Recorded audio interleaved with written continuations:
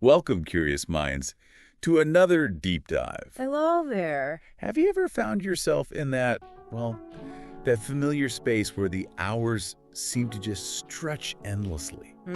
Where moments just sort of drift by without any real purpose? That quiet, sometimes, unsettling feeling of having nothing truly engaging to capture your attention. Exactly, that universal hum of boredom. It's a sensation far more common than, you might initially think. It weaves its way into daily life for nearly everyone sometimes. It absolutely does. This feeling, which can settle in so easily, often leaves you feeling restless, maybe a bit disconnected, sometimes even a little lost. Yeah. It's like an internal quietness that isn't peaceful at all, but more of an unsettling emptiness. It's something that really goes beyond age or culture. Almost everyone can relate. Precisely. And that's the fascinating landscape we're going to explore today. We are embarking on a deep dive into the multifaceted world of boredom. What it really is. Right. What it is, the many forms it can take, and importantly, some really effective and practical ways to navigate it. Our mission for this session is pretty clear. We want to pull out the most practical insights, maybe uncover some surprising facts, and highlight fascinating language nuggets from the sources we've looked at. All designed to help you, our listener, better understand and manage those moments when boredom hits. Yeah, exactly. So whether you want to grab a notebook and jot down some tips, or just lean back, relax, and soak up some interesting information, we've tried to craft this deep dive to offer some valuable perspective. Our goal really is to equip you with a fresh perspective. Maybe help transform what feels like a void into a genuine chance for reflection, maybe even action. Right. It's about truly understanding the nuances of this pervasive human experience, moving beyond just tolerating it, maybe, to actively engaging with it. Ready to begin this journey? Let's kick off with a personal story. It really illustrates the subtle start of boredom, how it can kind of grip you, and the eventual journey out. It might sound familiar. Okay, let's hear it. So, last Saturday morning, I woke up much earlier than usual, maybe 6:30. And honestly, just this wave of laziness washed over me. The weekend feeling. Totally. No urgent agenda, no appointments, just time. I sort of shuffled into the kitchen. The house felt really quiet. Amplified by my own lack of energy, I made myself a coffee, slowly. Taking your time? Yeah. And with the mug in my hands, I drifted over to the window, hoping for, a nice sunrise or something. But outside, just rain. Oh, gray day. Yeah, a steady, persistent gray downpour. The light was flat, the air felt heavy, no spark there. So I pick up my phone almost automatically, The reflex. Exactly. But no new messages, no notifications clamoring for attention, nothing. So I flipped on the TV, scrolled through channels, hoping for inspiration, anything really. Finding something to latch onto. Right. But it was just endless reruns of shows I'd seen like a dozen times, or infomercials droning on. And there it was. That familiar, heavy feeling of complete and utter boredom just started to settle in. It wasn't fleeting. It was like a dull ache, this emptiness that just wouldn't shake. It coded everything. That narrative, the way you described that morning, it's incredibly relatable. You think so? Absolutely. It captures that moment when the usual distractions, the phone, the TV, they just don't cut it. They leave you exposed to that internal quiet. And like you said, it's not peaceful. It's unsettling. Yeah, restless. Yeah, restless. Your mind wants engagement but finds no obvious path. You feel kind of unmoored, searching for an anchor. Precisely. So I remember thinking with this sort of burst of fake resolve, okay, fresh air, maybe that'll help. Change of scenery. Right. Shift something. So I decided to go for a walk. I genuinely hoped it would clear my head, maybe give me some clarity or just inject some novelty. But I just ended up wandering aimlessly for an hour. No real destination. None. My feet just went. My gaze was unfocused. No purpose, no discovery. It felt like a physical version of my mental state, just adrift. When I got back, feeling no less bored, I tried reading a book. one I'd actually been looking forward to, a historical novel. Something usually engaging. Usually, yeah. But my mind just kept drifting. I'd read a paragraph, realized I hadn't absorbed a single word. The words were just symbols. Don't connect. Nope. Then, in this almost frantic burst of productivity, desperate for something, I even tried baking cookies. Followed the recipe meticulously. How did they turn out? Terrible. Flat, greasy, tasteless, a perfect culinary metaphor for the morning. Oh, no. The frustration was really building. Boredom, it seemed, was just incredibly persistent, like you wouldn't let go. Your story, with all those details, it really maps out that common path of boredom, doesn't it? The attempts at familiar things, the wandering, the failed efforts to re-engage. Yeah, the baking disaster. Right. But what really stands out is that turning point you hit, that moment of realization, that snark where you understood, maybe instinctively, that you needed to do something different. It wasn't just a passive thought, it was an active mental shift. It felt urgent, almost. I just knew I couldn't keep doing the same things and expect a different result. That's the definition of insanity, right? Exactly. And that's where the steps you took become so insightful for everyone. Your first move, reaching out, you called an old friend. Yeah, I did. And it wasn't just a quick hi, you had an hour-long conversation, lots of connection, and importantly, you mentioned laughter. A lot of laughter, yeah. That just perfectly highlights the immense power of social connection as an antidote. It brings in something dynamic, unpredictable, a real back and forth that forces you out of that internal loop. It really pulls you out of your own head. It does. And psychologically, connection releases those feel-good chemicals like oxytocin, dopamine, powerful counters to the disengagement of boredom. It made an incredible difference. The laughter felt like actually breathing fresh air, an immediate emotional shift. And then you wisely changed your routine again by watching a documentary. Right. A simple shift, but it brought in new stimuli, new information, a different narrative for your mind to hook into. Not just passive watching, but a focused activity that diverted you from that aimlessness. And the nuance here is also really important. You said boredom didn't go away completely, but the steps helped a lot. Yeah, it wasn't like a magic switch. Exactly. And that underlines a key truth. Managing boredom is often about mitigation, about shifting perspective, not total eradication. It's not about instantly feeling amazing, but moving away from that stagnant feeling towards something more engaged, more positive. That makes sense. So, what does this all mean for you listening right now? How do these simple, accessible actions, reaching out, changing routines, seeking new stimuli, how do they resonate with your own experiences of feeling stuck? It's about realizing you can do something. Exactly. It's about recognizing you have agency. Even small intentional actions can shift your internal landscape significantly. It's about empowering yourself. That's a really powerful takeaway. Even when you feel totally stuck, paralyzed by it, there are tangible steps you can take. And to really understand this feeling, to talk about it properly and, deal with it, we need the right language. So let's dive into some of the specific words and phrases we use. We've gathered some great collocations, words that naturally go together, and some simple vocabulary that helps define the nuances. Yeah, language isn't just for talking, it's a toolkit. It helps us not just feel boredom, but understand its different sides, express it clearly, and start to manage it. The words we pick can actually shape how we see the experience itself. Let's start with collocations, those natural word pairs. When you're right in it, the most direct way to say it is, I feel bored. Simple, direct. Yeah, it's personal, subjective, like, I feel bored when I stay home all day with nothing to do.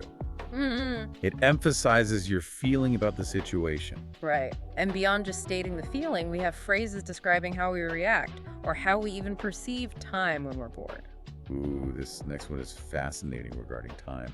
Kill time. It implies this, passive, almost adversarial relationship with time, doesn't it? Yeah, like time is an enemy to be defeated. Exactly. Something to be gotten rid of, not used. Right. When you say you're reading magazines to kill time, you're not necessarily enjoying it. You're just trying to make the minutes pass until something better happens. It really reveals a mindset where time feels like an obstacle, an emptiness to fill, rather than something valuable. It's the opposite of being in the flow. Totally. And that feeling often connects to being stuck in a rut. Ah, yes, a classic idiom. It perfectly captures that feeling of being caught in a monotonous, unchanging routine. Same actions, day in, day out, no variation, no excitement. It's that feeling from the story earlier, feeling trapped by repetition. There's a real weight to being in a rut, a feeling of inertia, isn't there? Hard to break out of. Absolutely. And then there's mind-numbing work. Oof, we've all had that. Right. This phrase captures that mental fatigue, the total lack of stimulation from repetitive, unchallenging, or just meaningless tasks like filing papers all day or endless data entry. It literally feels like your brain is being dulled. Yeah. Numbed by the lack of engagement. It's draining, but you're also understimulated. Weird combination. It is the opposite of that flow state where challenge meets skill. And this dullness, this feeling trapped, leads right to the antidote you found, a change of pace. This collocation emphasizes a necessary intentional shift in routine, environment, activity, consciously bringing in variety, novelty, different stimuli. Like going camping for a weekend if you live in the city. Exactly, a completely different experience. It's an active step to break the monotony, disrupt the pattern, refresh your perspective. It highlights the proactive part of beating boredom. So what does this all really mean for breaking free? It means boredom isn't just one thing. It's a whole spectrum of experiences we can name. And therefore address better. Right. Once we understand the language. Now let's look at some simpler vocabulary that defines these nuances more precisely. Building that toolkit. Definitely. At the foundation is the word itself, bored. Simply put, not interested or excited. The baseline. But this feeling often gets tangled up with other emotions, like feeling lonely. Ah, that makes sense. Yeah, loneliness signifies feeling isolated, and a lack of social connection can definitely make boredom worse, or even cause it. There's an emptiness with isolation, a lack of external interaction to stimulate you. That's a good distinction. You can be alone and not bored if you're absorbed in something. But if the aloneness means no meaningful engagement, boredom can set in fast. It's about the quality of engagement. Then there's routine. A routine is just the regular way of doing things, and while routines offer comfort, structure, security, they can become a trap. Exactly. When they become too rigid, unchanging, they can turn into a major source of boredom. There's a fine line between comforting predictability and stifling monotony. It's when there's no room for spontaneity that it gets tricky. And sometimes what feels like boredom might actually be something else, or a mix. Precisely. Take tired. Physical or mental fatigue can feel like boredom. Both involve low motivation, wanting to disengage. Right, you just want to stop. And being tired definitely makes boredom worse.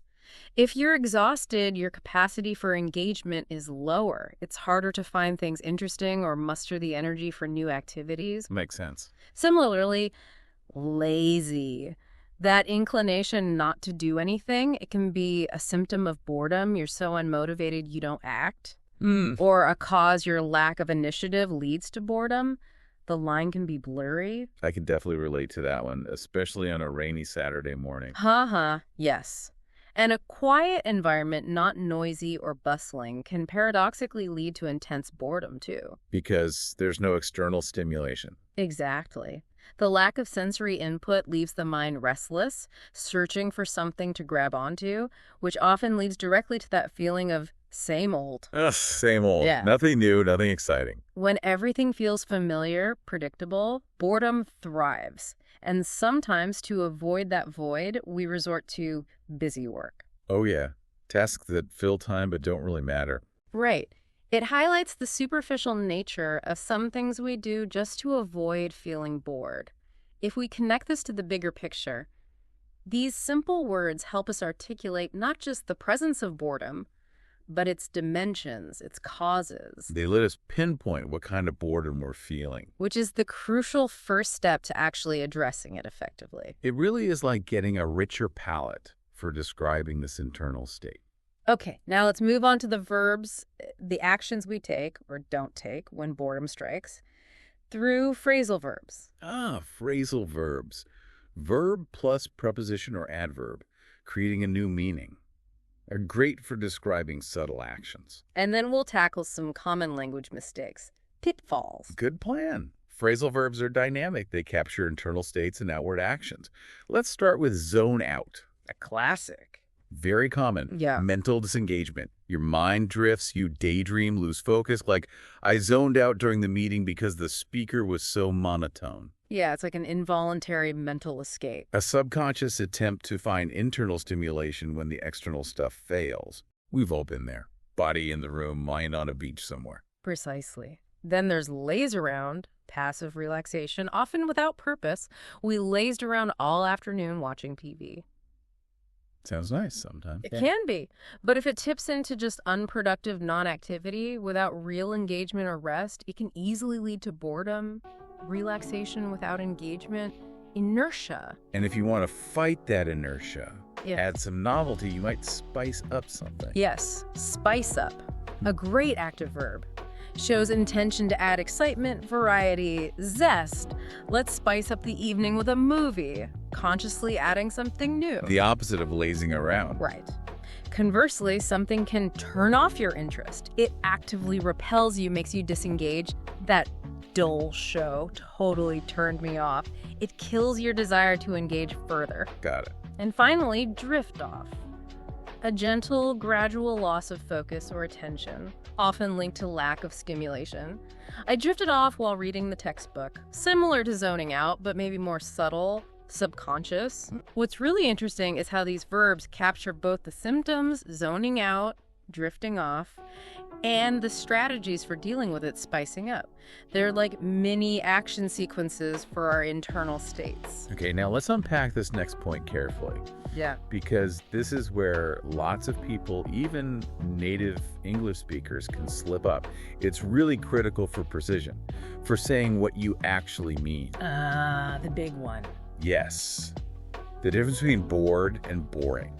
A subtle but incredibly important distinction. It's more than just grammar. It affects how we're perceived. It absolutely does. If you accidentally say, I feel boring, what you're actually saying is that you are uninteresting, that you cause boredom in others. Which is probably not what you mean. Almost certainly not. What you mean, what reflects your internal state is, I feel bored. This means you are affected by boredom. Boredom is acting on you. Think of it like this. The situation or thing is boring. It causes boredom. You are bored by it. Right. So, the book is bored makes no sense. Books don't feel things. Yeah. But the book is boring is correct. It causes boredom. Getting this right ensures clarity. You avoid miscommunication. It's that core difference.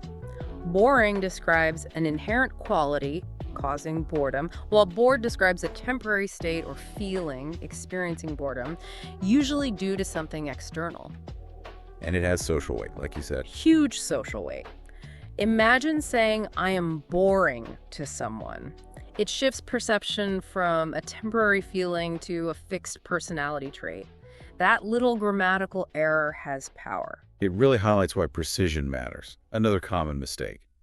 Saying, I have nothing due, instead of the correct, I have nothing to do. Yes, the missing infinitive marker. Exactly. You need the to after nothing when talking about a lack of activities. It's just part of the structure in English. You have nothing to read, nothing to watch, nothing to say. Without the to, it's incomplete. Sounds awkward. It doesn't quite land right. Why do these errors happen? Often subtle grammar rules, maybe mixing up similar structures, but mastering them really enhances clarity. You can say exactly how you feel without awkwardness. These details are powerful for getting your message across accurately. And to see all this in action, how language shapes our response, let's look at a real-life dialogue. Because boredom is often shared, right? Definitely is. It can even spark conversation, maybe action. Let's listen in on Tom and Lily. Tom starts. So what are you doing this weekend? Okay. Lily replies, sounding a bit weary. Nothing much, honestly. I've been feeling so bored lately, just really uninspired. Relatable. Tom immediately gets it. Same here, Lily. I know exactly what you mean. Maybe we could hang out and try something completely new together. Ah, the proactive suggestion. And Lily's response is key. That sounds absolutely great, Tom. I'm honestly so tired of staying home and doing the same old thing every single day. I'm ready for a change. Immediate enthusiasm. Then Tom offers concrete ideas. Well, how about we try that new pottery class everyone's talking about? Or perhaps visit that new museum that just opened downtown? Specific options. Lily's reply. I'm in. Absolutely, I'm in. Anything to break this routine. That dialogue is a perfect illustration. Boredom, not just as an individual feeling, but shared. Both express it, reinforcing that it's universal, creating this immediate understanding, acknowledging that shared feeling is often the first step to breaking free. There's mutual validation. Absolutely. They don't just complain together, they validate each other, which opens the door. And what's crucial is that proactive shift. Tom's simple, try something new, pivots the whole conversation from passive complaint to active problem solving. Yeah, it changes the energy completely. And Lily's immediate, I'm in, anything to break the routine, shows that strong desire to escape monotony once it's been recognized and validated. The concrete suggestions, pottery, museum, are actionable ways to introduce novelty, break the cycle. This really raises a question for you listening. How might you start a similar conversation about boredom with someone? And what new activities could you explore together to break your own routines? It's about taking these observations and applying them personally. Turning insight into action. And these strategies, they aren't just personal, they're often influenced by broader cultural perspectives too. It's really interesting how different societies view idleness, leisure, boredom itself. It really is. In many Western cultures, for instance, boredom is often reframed, not just as a negative thing to endure. But as a signal. Exactly, a vital signal, an internal cue that you need to change something, habits, environment, perspective. This reframe shifts boredom from being unproductive to being a potential prompt for action. A nudge to seek something new or meaningful. It inherently empowers the individual, gives them agency. Views boredom as a catalyst, maybe an empty canvas. I really like that reframe. It transforms boredom from passive state to active invitation. And culturally, practical tools have emerged from this view, haven't they? Like boredom jars. Ah, yes, the jars. Quite literally, jars filled with small, fun, easy ideas on slips of paper. Right. When boredom hits, instead of waiting, you pull out an idea and just do it. Could be call a friend, try a new recipe, learn 3 random facts. A tangible, playful way to inject spontaneity. Breaks the cycle. And beyond that, there's a broader emphasis in many Western cultures on intentionally planning self-care days or having mini adventures. These aren't random, they're deliberate strategies. Exactly. Designed to break routine, introduce novelty. A self-care day might be a long bath, reading, meditation, a hobby, a mini adventure, exploring a new neighborhood, trying new food, a day trip nearby. The intention is key. Conscious efforts to counter monotony. So it's not about just waiting for boredom to pass. It rarely does, gracefully. It's about actively designing ways to counter it, to infuse life with engagement. The core message seems to be boredom's normal, is how you respond that matters. That's it. It empowers you to take agency. The feeling is universal, but your conscious choice, your intentional actions can dramatically alter the experience. It's fascinating how cultures develop specific tools for such a common experience. Speaks volumes about how pervasive boredom is and our collective human drive to overcome it, maybe even transform it. That's a really profound point. That desire to move beyond just existing. And to deepen our understanding even more, let's unpack a few more specific pop-up words linked to boredom. Then we'll look at how you can put all this knowledge into practice. Sounds good. These words help articulate not just the state, but its causes and effects. Gives us a richer vocabulary. First up, monotony. This really captures that lack of variety, the sameness that often causes boredom. Being stuck in a rut is basically experiencing deep monotony. The example, the sheer monotony of her job made her sleepy, shows how lack of change or challenge drains energy, interest, even affects you physically. Relentless repetition. Then it's opposite. Stimulate. To excite, awaken interest, invigorate the mind. If something's stimulating, it's actively fighting boredom by providing engagement or novelty. Like a good movie. Right. The thought-provoking movie stimulated my imagination. New input, new ideas invigorating the mind. The active ingredient against dullness. And thinking back to my story, wandering aimlessly on that Saturday, that's wander. Walking without a clear destination or purpose. Exactly. The physical act often mirrors the mental state. He wandered around town for hours, feeling lost. Speaks to that physical sign of a lack of mental direction, movement without motivation. And finally, a simple but powerful word for the essence of boredom. Dull. Just. Boring, unexciting, lacking vibrancy. Often used for content, experiences. That lecture was so dull half the audience was nodding off. Succinctly conveys that total lack of engagement. These words together give us a richer, more precise vocabulary for boredom, its causes, manifestations, effects, allows for better communication and understanding. Now that we've built this linguistic toolkit, explored the facets, the big question is, how do you make this stick? How do you integrate it practically? Our sources had some good ideas. We can start with self-assessment, a powerful learning tool. The sources mention quizzes like, what does zone out mean? Or, which is right? I'm feeling boring, or I feel bored. Not just tests, but learning checks. Exactly. Actively recalling answers, articulating concepts reinforces understanding. Simple, but effective. Make sure it sinks in. It moves it from passive listening to active comprehension. Good point. And then there's writing practice. Deeper, more personal engagement. The prompt, write 5-6 sentences about a time you felt bored. What did you do to overcome it? That's powerful. More than just grammar practice. Much more. It's a tool for personal reflection, self-awareness, problem solving. By writing about your experience, identifying your triggers and solutions, you personalize the knowledge. Makes it directly applicable. You become the active participant in managing your own boredom, transforms abstract ideas into concrete personal insights. And the sample response they gave is a great example of how simple, accessible actions can work wonders.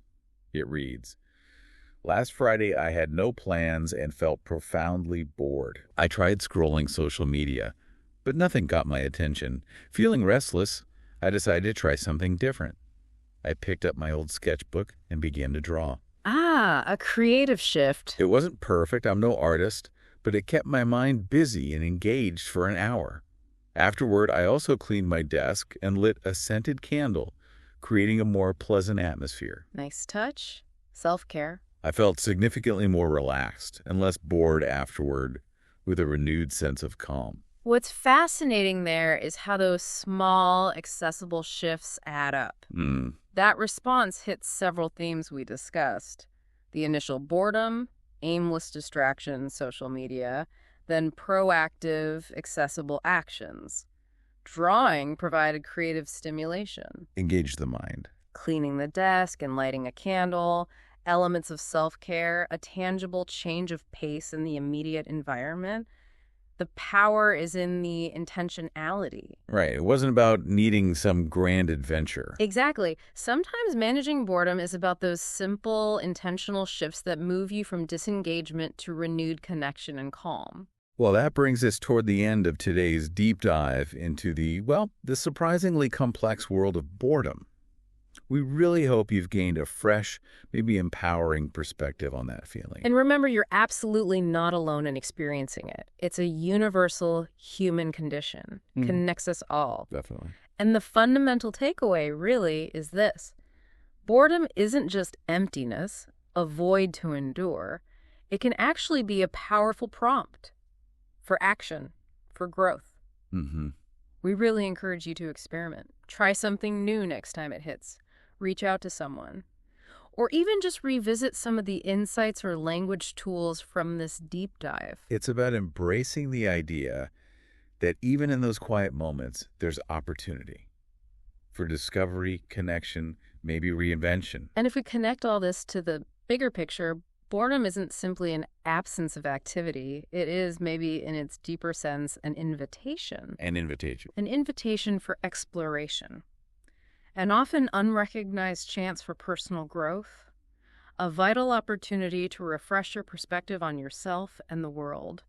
It fundamentally challenges you to look inward or outward for new, more meaningful ways to engage. That's a fantastic final thought. Thank you so much for joining us on this exploration. Until our next deep dive. Goodbye, everyone.